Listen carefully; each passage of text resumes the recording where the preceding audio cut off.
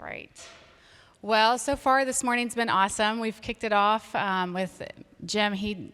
That opening was pretty powerful. Lindsay and I were looking back at each other like, okay, thinking about the business and reflecting. And today we're going to transition into marketing. So this is a marketing tell-all panel, and we are going to cover a few areas. If you guys have any questions as we're covering the topics, please feel free to raise your hand and ask us why we're discussing things. So I am Natalie Small. I co-own Fierce Creative Solutions, a full-service marketing agency in Millersburg area. My business partner is Lindsay Chupp, and she'll be speaking later this afternoon.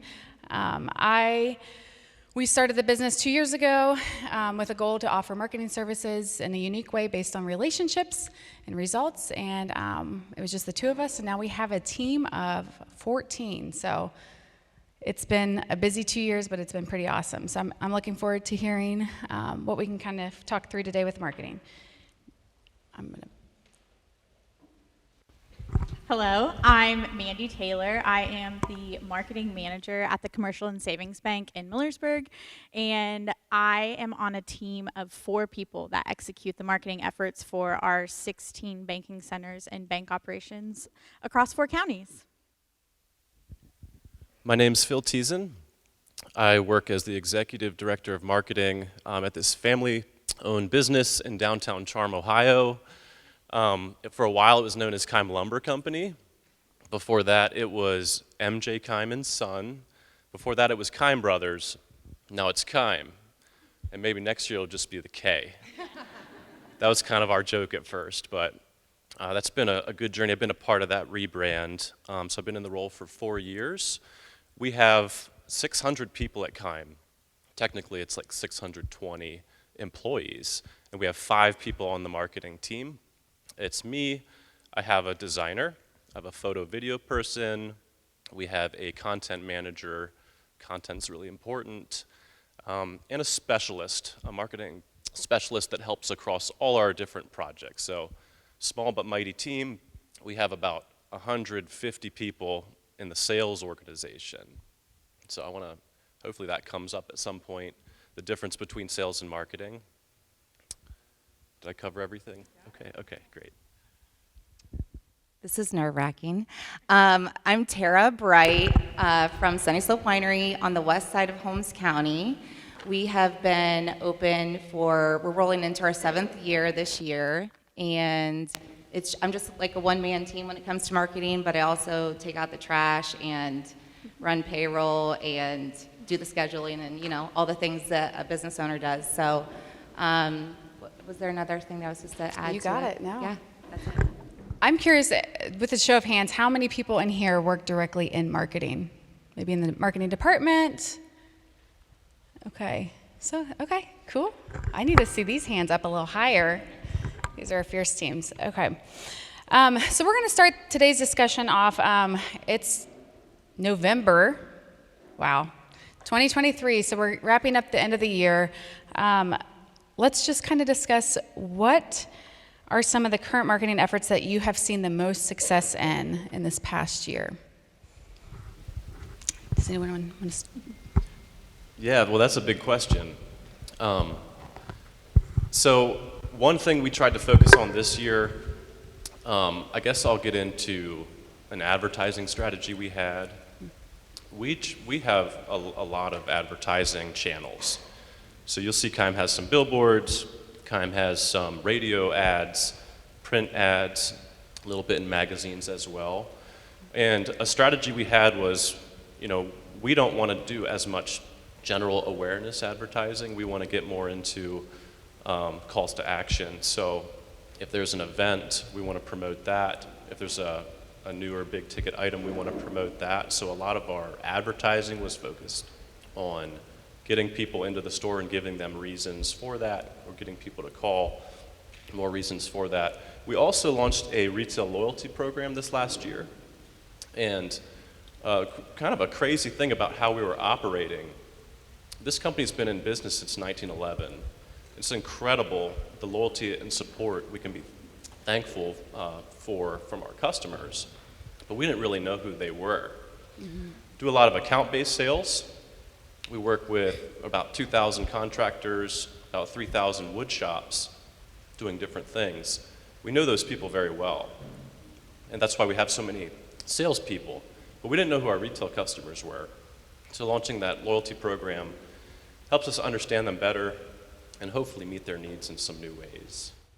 Yeah, I mean, it was cool to see. Loyalty programs are, like, I feel like there was a while we saw them everywhere, and now I don't see them as much, but when I do see them, it's like, oh man, this really makes a difference. But the customer tracking and getting to understand who your customer is, your target demographic and all that, that's huge. That's data that, I mean, can really help impact your marketing campaigns and efforts. And Fierce Creative actually helped us design the look and feel of the loyalty program. So that was an unplanned plug. Yeah, that was Nico. Nico, you want to put your hand there? That's our graphic designer. He's awesome. And we do a lot in-house, but for a special thing like that, we enjoyed that partnership. Yeah, it was fun. It was great to work with you. Tara, do you have anything to add as far as at the end of the year, what's been, your most successful, just in marketing in general? Have you seen something stand out this year that you haven't in years before? I wouldn't say it's different than years before, but definitely like our collaborations that we have with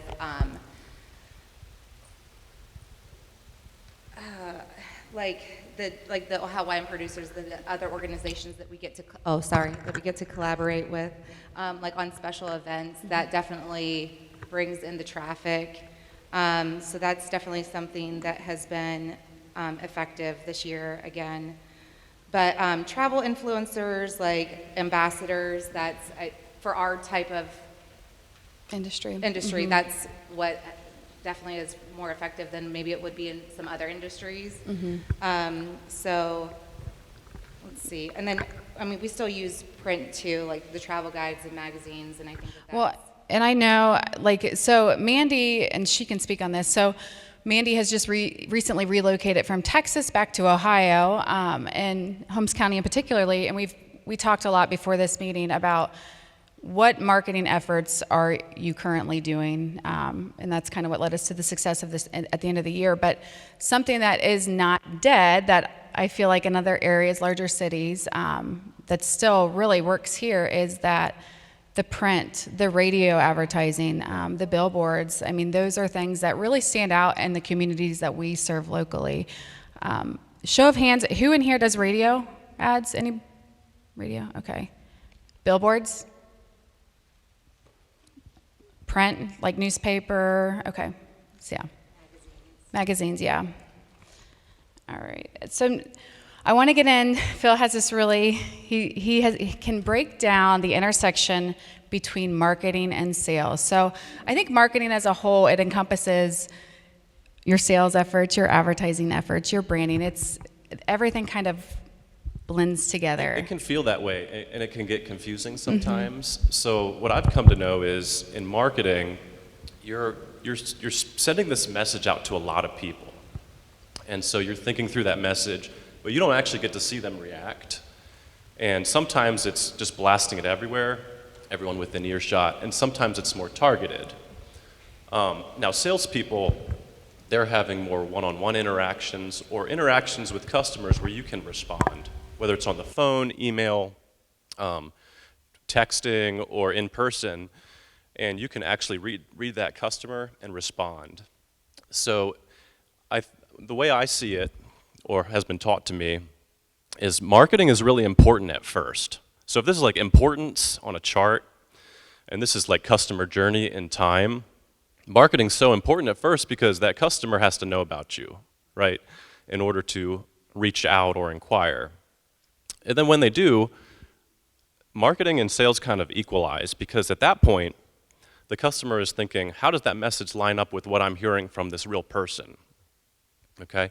And then as the conversation continues, whether that's a follow-up appointment or a deeper conversation, all of a sudden marketing's not important hardly at all, because the sales conversation takes over. And then over time, depending on how often that customer is going to return, the sales can really benefit from being warmed up by a marketing message. That's why they call cold calling, because there's really no introduction from marketing. It's a sales interaction to begin with. So depending on the cycle of business, if it's orders every month, sales is really important. If it's like that person's going to go 3 years before being a customer again, the marketing message really needs to be out there so that when they're ready, they come back to you. Positioning. So one of the things that you got me thinking about was like the difference between branding and positioning and marketing. There's like an intersect there that would make sense. And one of the things that I learned pretty early on was like your logo is not necessarily your brand. Your brand is the trust that someone has in you. And so whether you are a really large, over 100-year-old organization or a small nonprofit or ministry, which is the world I'm coming from, at the end of the day, the trust, so like what you're talking about with customers and there's that one-on-one interaction, that's trust building, right? So now when they see the Kime logo, for example, they're gonna remember that person that they talked to. And so you always wanna have that position with people. And so your people outside of your marketing team are responsible for your marketing just as much as your marketers are. And so oftentimes we have to communicate that across the organization to help people make sure and buy in that they are responsible for building that trust with our customers or other people in the community. The buy-in is so relates to that. Basically, I mean, especially in like a Do it. small business like ours, you know, like we are, it stems from us first as, you know, the owners. It's like the energy that we bring into the company, our vision, our mission, what we're, you know, sharing with our staff. And then our staff carries that to our customers, and it's our customers that, you know, oh, so sorry, I keep. Well, it's kind of like you go by a house, you're like, that's a really nice house. I bet the people in there are very friendly. Yeah. So you enter the house maybe, I mean invited, Right. but then you meet the people, and then it's all about the people from then on. Absolutely. Yeah. Well, and just it's the consistency of the brand too, and that's kind of what I want to dive into a little bit. In a world that we live in, with social media becoming so heavily involved in our businesses, and I mean, it's accessible to anybody and everybody, along with the good and the bad that comes with that. Before we dive into that, I would like to know which social media platforms is your business on currently? So our main one for us is still Facebook, but we are on TikTok as well, and we use Eventbrite whenever we're, you know, doing events and for sales for tickets, and you can market on there too. But we did have an Instagram account, and we went through some meta issues, and we do not right now. But yeah, so that's what we're using right now. Yeah, for us, it's a lot of Facebook, Instagram, YouTube, actually a lot of video on YouTube. Trying to figure out LinkedIn, trying to do a little bit more with that. I think that's more important in the B2B space. Not really doing anything on Twitter or X or whatever you call it. Yeah. I think there's some businesses that can do really well on that, but that's not something we've done much with. Mm-hmm. And a little bit of Pinterest. Mm-hmm. Yeah. I'll transition to the next one. So CSB is on Facebook, Instagram, and LinkedIn. We did have a Twitter, but when it switched over to X, we had some issues with our third-party planning platform not linking to that, and so we actually are not using X as well. And then we had the next question, which I'll just transition into that a little bit, is what are some of the challenges that we face in social media? And so me specifically, I am in a new space coming from the Wild West of nonprofit world, being able to do whatever I would have wanted on social media. So I did a lot of storytelling for fundraising. But at the bank, I am navigating a really interesting challenge of compliance.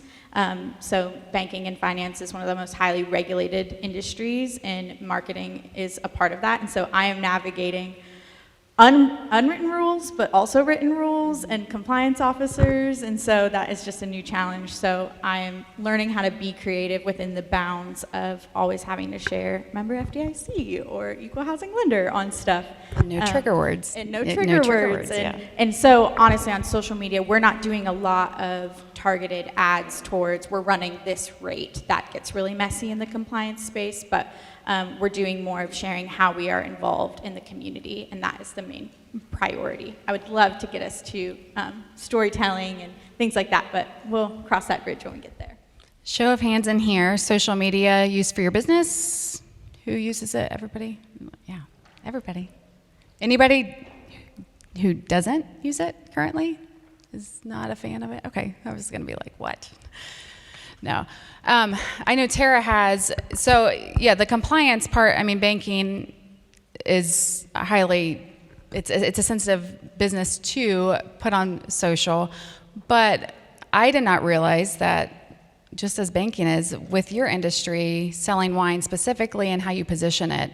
Yeah, I mean, we just have to be mindful with selling alcohol, how we're presenting that online. Obviously, not marketing towards children, and Yeah. I mean, even it goes down to like not being able to use Santa Claus, since that's more geared towards children. So being mindful of those things for us, we have to be mindful of that. So like just checking into your industry and seeing if there's something specific that's going to be something that's going to raise a red flag for you.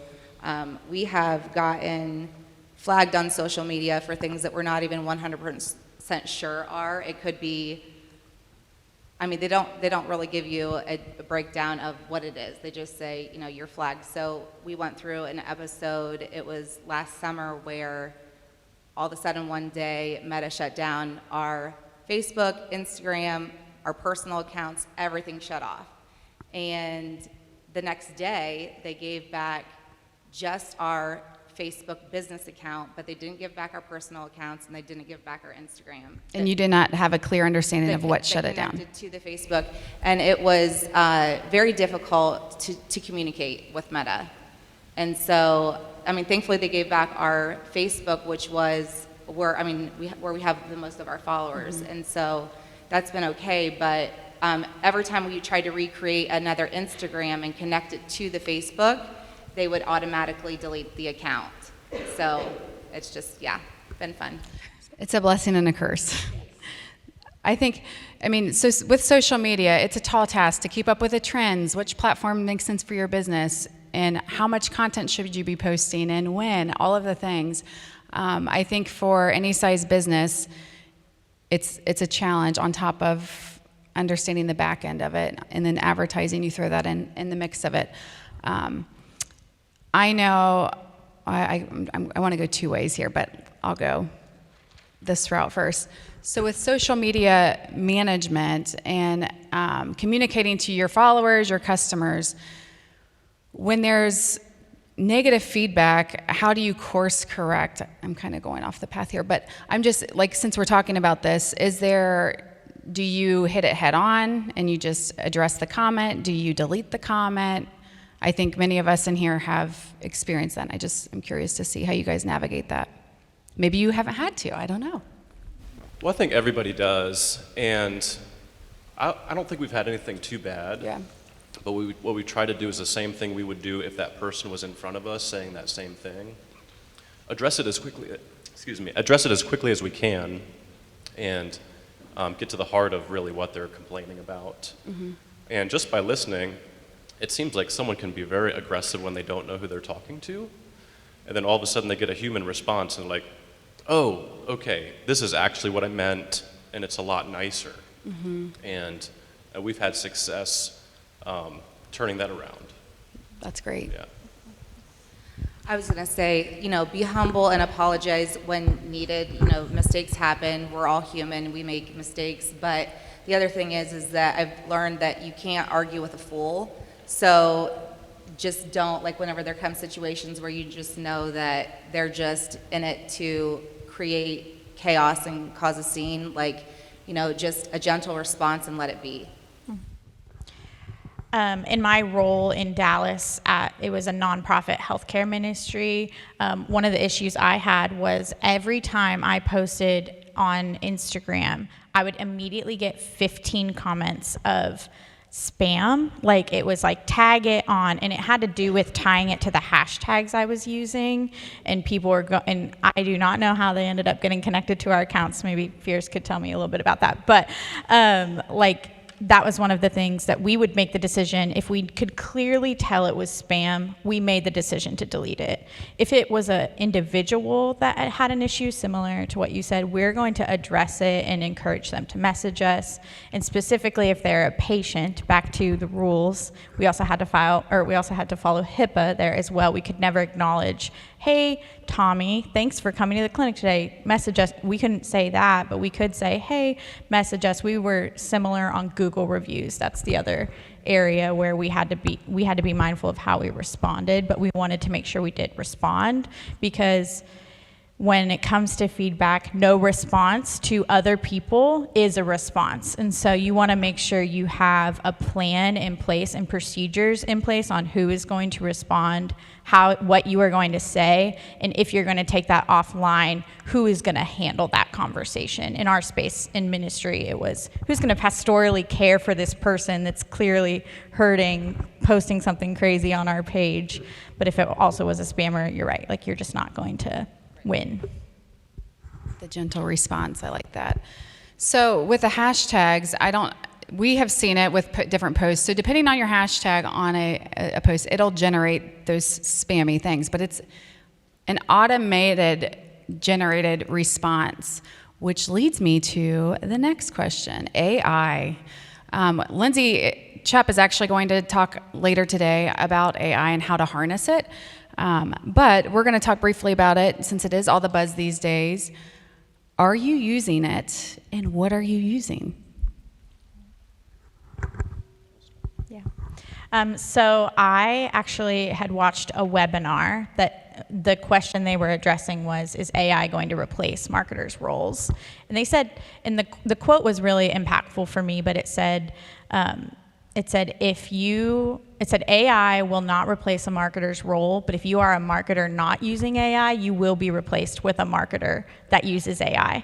And so that put a light under me to at least learn about it. And I watched webinars, but yes, I have tried to harness ChatGPT as far as, and I use it a lot for rewording, or could you rewrite this content with a certain education level? If we're presenting educational content to high schoolers, I'll write it, hey, can you rephrase this in a way that a high schooler will understand? I've been using Grammarly for a very long time, which actually could be considered AI, which is a huge tool. Just for me personally, all throughout college, I started using it then. But yeah, as far as idea generating and content, changing up the content, switching that up, that's a tool that I'm using. Grammarly, show of hands, does anybody in here use Grammarly? Take advantage of it. Okay, so if you're not familiar with what Grammarly is, it's an add-on. It's free. It's essentially like your editor. As you're typing an email or any type of copy, it'll suggest changes. It reads the tone of in which you're typing. So it'll say, it'll get like a little green happy face if the message is clear and it's politely worded. But it's a great resource. That's free. If you haven't checked out, it's Grammarly. Phil, what about you? So this is kind of like a marketing agency joke maybe, but will marketers be replaced by AI? Not until clients can actually tell you what they want, in a very clear way. All right, you guys run into that. Nico, you know what I'm talking about. So it's all about the prompting. We use it a little bit. So that video that came up before Jim's talk, we created that for Jim. And some of those images he wanted in that story did not exist in the world. Like this idea of someone putting a boat inside of a room to commemorate life-saving. So AI generated that image for us. That's fantastic. When something doesn't exist in the world and I need it to represent a point, like a creative metaphor, storytelling, something like that, that's really helpful. What did you use to make that? To use that, I mean, what we use is OpenAI. Okay. I'm sure many of you who use AI are Chat familiar GPT. with ChatGPT tool, and then DALI, it's called. That's the image generator. Now with DALI, someone told me that can create an icon set. And we had a debate. Do we work with a designer internally to develop an icon set? So say we wanted to have like in the paint department, a paintbrush. In the tool department, a screwdriver or something like that. And put that all over the store. Someone said, oh, AI can do that. And I was like, oh, cool. And so I was trying to do that with AI, and I still wasn't quite happy with the result. So I really value a designer. But if it's like come up with an idea I could present to a designer that helps communicate, a visual can be helpful in that way. So it can sit in between some of those conversation processes when you're thinking creatively. So yeah, as a thesaurus or to rewrite something at a certain grade level, very helpful as well. We haven't actually used it yet. I'm super excited to hear my sister talk about it today, so that'll be fun. But I definitely think that I'm open to it for the future.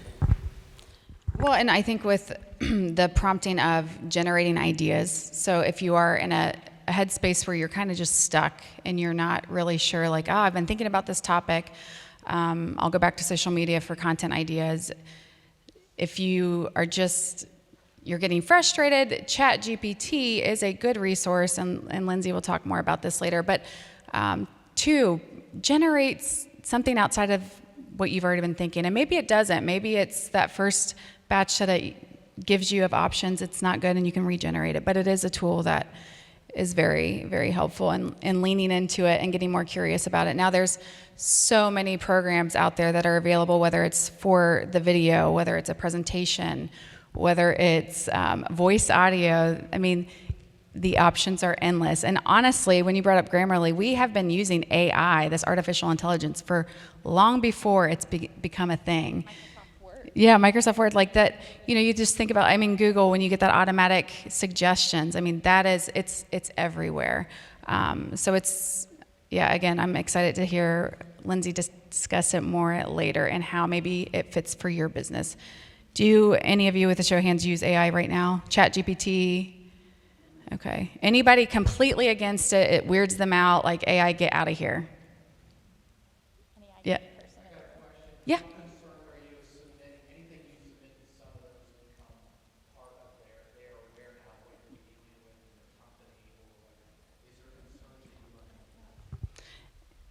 Did everybody hear that question? So is there concern about when you're prompting the question, it collecting the data, it's getting more of an insight on your business? Mandy wants to take that. So I have had conversations with my IT department about this very thing, and we've watched some trainings. A bad example would be if you're trying to code a website and you put your own website code, write me this code, right? I don't know. Lindsay could maybe clear that up later. But the way that we have talked about it is I'm not sharing any personal information on this person is a lender doing this thing. I would not want that to maybe be out there. But if I'm idea generating basics of banking principles, that's something that I would be comfortable putting on there. Yeah, I would say, Vaughn, that's a really good question. I would be very concerned about uploading a customer database and asking for insights, or anything like that that's proprietary, like your pricing or even your product data, if that's proprietary, loading that in there and saying, what are some better ways of structuring or refining this? I would personally, that's an opinion, stay away from that because it is open source, and that's no longer yours once you let it go, technically. A lot of what's on our websites is able to be scraped. So you can launch a website and you see people from all over the world crawling your website. Mm-hmm. They're scraping the data, they're scraping the code, whatever they can get their hands on.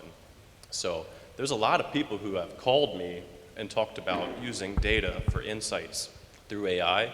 I'm pretty hesitant about that right now until it's more secure. They say it's secure, but it's they can't promise that. So. Well, and it's learning from you every time you use it. You know, it is collecting that data. We've talked a lot about that amongst our team, and just it starts to understand you, the user, on a different level. So, you know, there's good and bad with everything, and that's with AI being so new. It's a constant learning curve. I will say, I know with ChatGPT, like the data, it only goes up to 2021. So there's that gap from 21 to now of what it's collecting. But yeah, as far as putting specifics in, be mindful. Yeah. What about the copyright infringements with AI? Is there any concern that, you know, there's nothing new under the sun, so AI is Pulling that data. images from somebody else? Oh, yeah, Nico. You want to get up here and talk? No. So copyright infringements is what was brought up. The question: what about that with when you're using these platforms? It's a tricky space to navigate again, because it's like, you know, some businesses don't have accessibility to maybe the funds that it would cost for a graphic designer, or maybe they don't have the support internally for marketing, so they'd have to utilize these to help prompt a blog or content ideas. I don't have a clear answer on that, and maybe that's something that Lindsay can touch on when she talks about how to harness AI. Lindsay, do you want to add anything to this? But it's a new space, and so it's pulling data, it's using resources from artists that it just doesn't feel right, you know, and that's something that we have been talking about a lot, and we're facing directly as a marketing agency. Do you have anything else to add for that? Okay. Well, Lindsay, you got some questions coming your way this afternoon. Okay. Well, looking ahead at 2024, I'm curious. Tyler, this mic just dropped. Marketing plans. I'm curious to see, how do you prepare for the year ahead? Do you make a plan now, and you map out your year from January to December the following? Do you do quarterly plans? Maybe it's monthly plans. Maybe it's no plans. Maybe it's off the cuff. How do you set your marketing up for the year? So I do all my planning for the next year in the month of August. And we do, of course, our wine releases, and a lot of ours is event-based, so we do live music and food trucks every Friday and Saturday. So in August is whenever I start, you know, making all my contacts. I get my whole schedule made, and then from there we create posters and flyers that we distribute to hotels and bed and breakfast, like Airbnbs and all those different places. And then all of my other marketing kind of funnels out of creating those events, really. Do you have any staples that you do every single year? I mean, really just getting those basics done, making sure that the events are planned for the entire year, making sure that I get the posters done, because we make out smaller ones that we hand out at all the different events that we go to off premise, and then we have that we hand out or at the register to customers so that they can see what's going on all year long. So when do you start planning that? In August. Okay, In August is when I start. So I'm still in the process of finishing up things, but I like to have those all printed and ready to go before the new year, and then push everything out, yeah. So it's annual for us. We do have a 5-year strategic plan. And so I think with marketing, it's important, I mean, depending on how small your company is, this could look different, but marketing really needs to be on the same page as everybody else so we can deliver on our promises. But what I do with the marketing plan, I actually meet with Jim, and we meet with every sales director, and we start with that conversation. And then we take like 5 to 7 things we want to focus on as priorities. So the priorities are going to be like a perception change we want in an area of a business, or where we're going to grow. This is not like that clear measurable goal yet. This is just what we want to happen, what we want things to look like in a year, and what we think we can accomplish in that time. So then we break it down into strategies, and the strategies are going to be a clear goal that's measurable, and we have a level of accountability with that. So I can't just say anything I want. I know I'm going to have to talk about these over the course of the year because we're going to focus on them. Under those strategies, which are those goals, we're going to have tactics. And tactics, you have a little more flexibility to change throughout the year. My tactics would be how I'm going to use different advertising channels, or what I'm going to spend in web development, or what kind of content we're going to create in this area, or do I want to do a photo shoot or create this video? Those are the kind of things we get into with the tactics. And some of these may be internal as well, like things we want to do as a team, or ways we want to grow as a company internally to build muscle. So to break that down for you again, it starts with a strategic plan, and then it's priorities, which are those visionary pieces we want to accomplish within the year. Strategies are the clear goals, and then tactics are the tools we use to try to achieve those goals, because when we set ambitious goals, we want to make sure there's resources to try to tackle those challenges. So I know that's a lot, but Do you guys have a clear marketing budget for? we didn't have a budget for many years. We're moving in that direction now. I know people think that's crazy, but we do now have a budget. And what I get into is when we spend marketing money, it needs to be tied to one of those strategies. And it also needs to be tied to someone's what we call a cost center. And so different areas of the business would look at that marketing spend in a segmented way, which is really helpful, I think, no matter how big you are, to know like what you're spending for this outcome versus the other. It's really helpful. So in full transparency, I have only been in this new role for 3 months. So I've not even been through a calendar year of our rhythms. But the advice I would say is link up with the other departments, even if they do not have anything to do with marketing, to help determine priorities. And yeah, I was going to talk about budgeting. Sometimes that can be very, very helpful to help you determine your resources, your time, what you're going to maybe need help with. And then make sure that all of your leadership is bought into your strategies and what you're hoping to do as well. Because again, the point I made earlier of it's everybody's effort, not just yours. Making sure that everything aligns and goes along with that. Phil, do you, with the marketing, like if you were planning out the campaigns, so it's you and Jim, and then is there, like do you have to have approval from everybody? I mean, I'm just curious, like, do you have free range, or how does that work? Well, I mean, free range wouldn't, I don't think, work. Yeah. So what I do is I sit down and I have a conversation with the leadership in a certain area.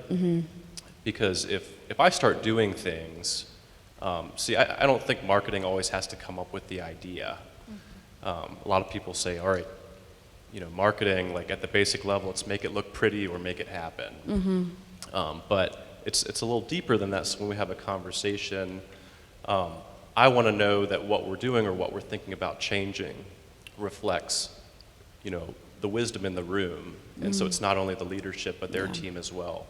So we try to be highly collaborative in that process. I know, like, it's sometimes when there's lots of cooks in the kitchen and you're talking about ideas and you're trying to make a plan, it might sometimes get complicated.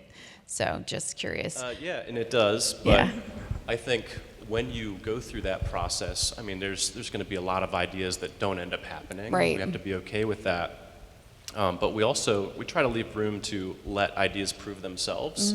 And so we often say, let's fail fast and cheap. Fail fast and cheap. Okay, that's good. And then build deep. Yeah, So, okay.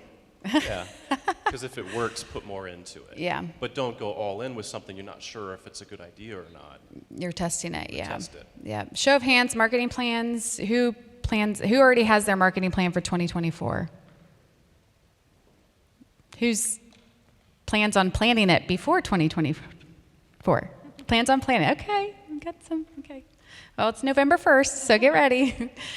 And the thing about plans too is there are always going to be unforeseen circumstances, right? And so that's where I think, like, if you're looking at your full year, start with your big, like if you are an events based, I was an events based. I felt like events kind of drove my marketing in my last role.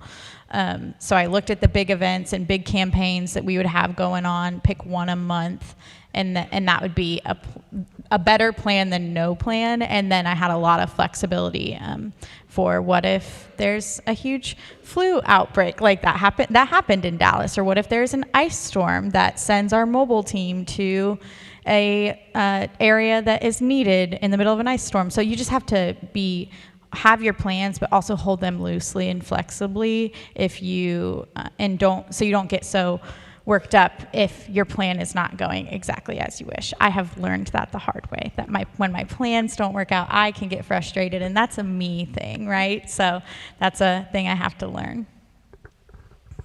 Is there anything new that you guys are implementing for 2024?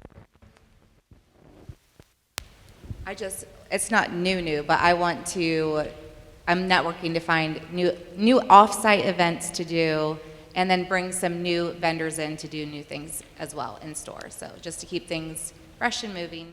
What kind of vendors are you looking for? I mean, all kinds of things. Like we just did a macrame workshop last night that was super fun. We had never done that before. I thought it would be so cool to get like a color analyst girl or guy or whatever to come in and bring women in to figure out like what colors would look great on them. So, things like that. I don't know. And we all got some top secret plans, don't we? Anything new? I don't have a good answer to this. We're always trying new things. Yeah. And there's some things I'm really excited about. I will share this. We're dabbling more in visual 3D CGI. CGI stands for computer generated images to represent products, and especially custom products, which we don't always get the chance to document the way we'd like to. So working at some of that on the content creation side. That's cool. Everything's new to me in this new role, but don't be afraid to explore what you're personally passionate about and implement that and apply that to channel that ambition, like you said earlier, to what you do every day. So something that excited me, surprisingly, about the bank was that educational content, there is a space for that. And that is something that excites me to dive into. How can we share stories, but also help people learn something, even if they might not become a customer? I would love if someone walked away from something saying, I learned something new about seeing that social post or seeing that XYZ. I'm really excited about celebrating community banking, and that is something that I'm hoping that I can implement this next year. Well, we are thrilled to have the CSB here today. So I think we are out of time. Not one more thing. We're done? Oh. Okay. All right. Well, I was going to say just real quick, if it was a one-man marketing department and they had no budget, they have no support, and they're just like overwhelmed, they can't make a decision, is there any one piece of advice that you would steer them in? If you could do anything, just do this. Well, I mean, I think social media can very much be a leveler of the playing field. And it's free for the most part. This came up, we were talking the other day, and I think big companies are able to look smaller and more relational with social media, and small companies are able to look a little bigger, okay? So you can leverage that however you want. So I would say if it's free, it's me, if I was a one-man team, and I would do everything I could that was free, and you can do that with Google, social media, whatever, and then spending time creating the message. So ancient writers used to write on papyrus paper, which was animal skins like taped together and fastened, and then they'd have to go make their ink. They spent a lot of time getting the message right. I would get into that mindset, whether I was a one-person team or things slow down next year. I would get laser focused on what my messages are that live out there every day, because that's the gift that keeps on giving. That's great. Do you have anything to add? You are a one-person. Yes, she is, yeah. I mean, just making sure that even if you're a one-person man, you can still outsource. So you can still get help whenever you need to. It's like do what you're good at and outsource the rest. But also, I just like time blocking and for us, prioritizing our plan for the year, and then, time blocking and getting it done. Planning out your year. Okay. Canva. use Canva. It's free. Yep. Okay. All right. Well, I don't think we can open for questions. So thank you all for attending. Next up is how to harness AI in here with Lindsay Chupp.